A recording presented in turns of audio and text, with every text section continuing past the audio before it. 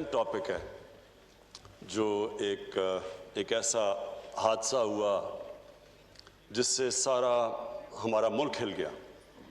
وہ جو موٹر وے کے اوپر جو ثانیہ ہوا، میں صرف اس کے اوپر بریفلی یہ کہنا چاہتا ہوں کہ ہم نے تب سے جب سے یہ حادثہ ہوا ہم یہ سوچ رہے ہیں کہ اس کے لیے ایک بہترین لیجسلیشن پاس کی جائے کہ آگے سے صرف ہماری خواتین کو ہی نہ پروٹیکشن ملے، بچوں کو بھی جو چائلڈ ابیوز کے اندر بڑی بری طرح ان کی زندگیاں بھی تباہ ہوتی ہیں، ان کی فیملیز بھی تباہ ہوتی ہیں.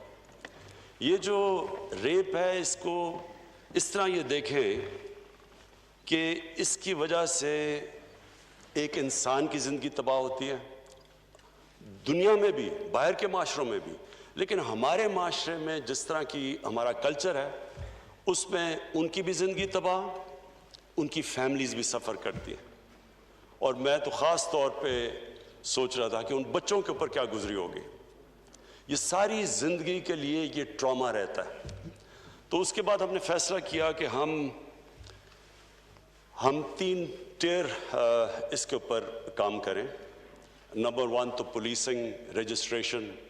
ساری جگہ دنیا کے اندر سیکس کرمنلز کی رجسٹریشن ہوتی ہے، سیکس آفینڈرز رجسٹرڈ ہوتے ہیں، ان کا ایک ڈیٹا بیس بنتا ہے، ان کو پھر فالو کیا جاتا ہے کیونکہ دنیا کا تجربہ ہمیں یہ بتاتا ہے کہ جو سیکس آفینڈرز ہوتے ہیں وہ ریپیٹ آفینڈرز ہوتے ہیں.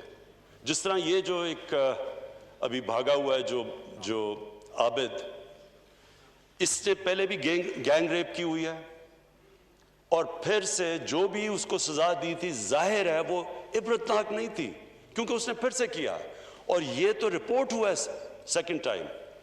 بیچ میں کتنے اس نے ایسے جرم کیے جو ان رپورٹڈ ہے.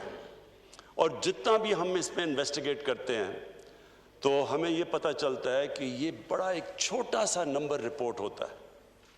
چائلڈ ابیوز میں بھی جدھر بچوں سے ظلم ہوتا ہے اور یہ ریپ کیسز میں بھی، کیونکہ ہم سب جانتے ہیں کہ وہ کس طرح کے ٹراما اور صدمہ سے گزرتے ہیں، بچے بھی اور جو خواتین بھی. تو اس کے اوپر ہم تیاری کر رہے ہیں ایک بل کی، لیجسلیشن کی، جس میں عبرتناک سزا ہو، خوف زدہ ہو لوگ، یہ کرتے ہوئے ان کو پتہ ہو کہ کسی کی جب وہ زندگی تباہ کریں گے تو اس کے کانسیکوینسز ہے. سو انشاءاللہ یہ بل تیار ہو رہا ہے، یہ آپ کے سامنے چند دنوں میں ہم پیش کریں گے.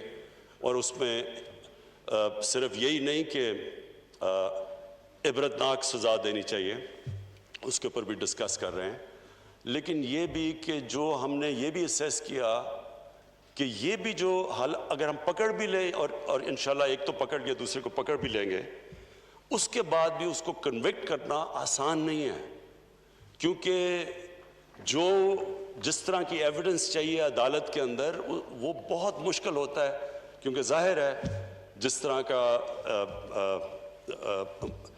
طرح کی وہ ایویڈنس دینی ہو وٹنس باکس میں کھڑے ہو کے وہ بہت مشکل ہوتا ہے. تو اس کے لیے بھی ہم پریپریشن کر رہے ہیں کہ پروٹیکشن آف وٹنس کی کہ کیا ان کو سامنا نہ کرنا پڑے عدالت میں. تو اس کی بھی انشاءاللہ پوری ایک کمپریہنسو ایک لیجسلیشن لے کے آئیں گے.